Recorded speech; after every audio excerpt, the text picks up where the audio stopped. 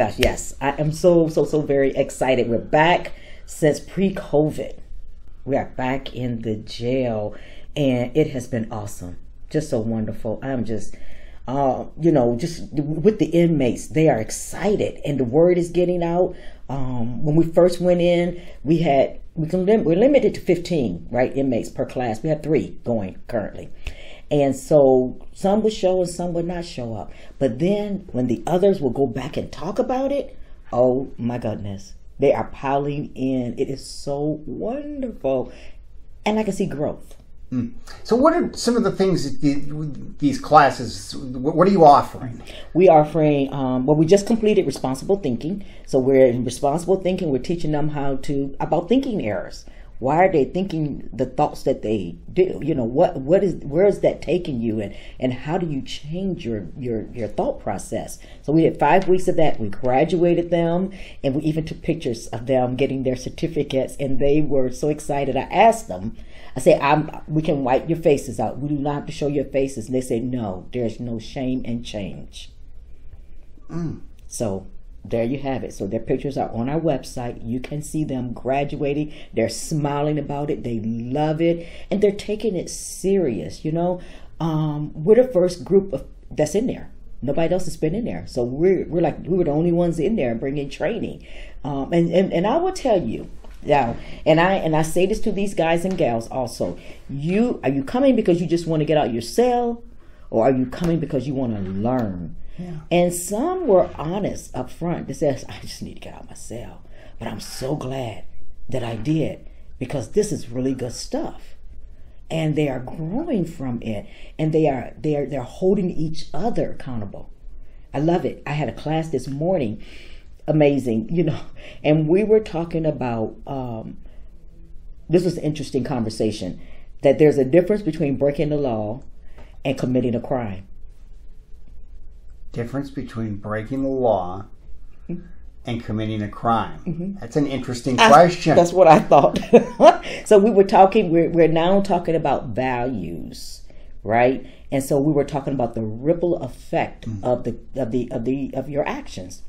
And so, and who are your victims? And how do you have empathy towards your victims? And so some were saying, I'm in here for drug possession. There are no victims. And I said, I beg to differ. They are victims in drug possession. And if you think, I agree that drug charges I really believe they need treatment. I don't believe that they necessarily need, especially drug users, that they necessarily need incarceration. I think they need treatment. So in their minds at the time, until we were able to change the mindset, that drug possession or drugs initially is what they said, is not committing a crime. Committing a crime is burglary, murder, those things they call committing crime, not drugs. Well, it's illegal to possess drugs. So we have to change the thought process. And, if somebody never really had that conversation with them, then it makes sense to them. And what was so good about it is that the other inmates who didn't believe that chimed in, and they thought, oh, come on, guy. No. You commit a crime. Yeah. Now it's time for us to own up. So I love it. They speak, they talk to each other. We have great conversations. They hold each other accountable. We've had one who did something, got in trouble since we've been in training, so we used this one as an example. And we said, so here's the deal. Here's the ripple effect. You do something while we're coming in here and teaching you and training you. What does that look like for us? What does that look like for your fellow inmates? And they all said, yeah, no, we're not having this anymore. We want to grow and we want to get out of here. We want to be better. It's wonderful. And in so many ways, I'm sure when to be able to tell stories like that, you don't care whether they're coming because they want to or they want to get out of their cell. Doesn't matter, because we're going to have an impact one way or the other. And and we did. Now they're telling all the other inmates that you really need to do this. And they're asking, can we just take a book to some? Like, no, they have to come in. But it's getting full, right? So we can only do 15. So you need more volunteers. We need volunteers. We need more volunteers. Yes. We need people who are willing to make a difference basically. I say it too many times. These guys and girls are coming back out into our backyards. So you can help us in the jail. You can help us outside the jail. But we need more volunteers to go in and do this training. And it's harmless. You know, you're in an environment. The guards are right there. You're fine. You're protected. And look what kind of an impact you can have. Yeah. Because they really are changing. And at the end, you know, we asked them all, what did you get out of this? And they can tell you everything that they've learned. They can tell you how they're going to make a change and how they're going to make a difference and how it's already changing them. And they're so grateful. Like, you know, you guys didn't have to do this. Yeah. And you took your time to come out here and talk to us. So they're grateful.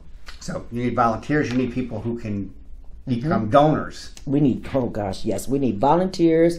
We need donors because this costs money for us to provide this training. Not only for the supplies, but some of our trainers. This is work. And we're talking a jail of about close to 1,200 people. And if all of them really want this training, you know, can become a full-time job. So I need trainers. I need donation. I need money to keep this thing going. They're learning from it. They're growing from it. We have several that are already coming home, and they're ready to continue. And we will continue. We'll start our lunch and learns on Tuesdays so that they can continue through this study, and they will continue to grow. So you go to the website and www.failsafe-ERA.org. Donate.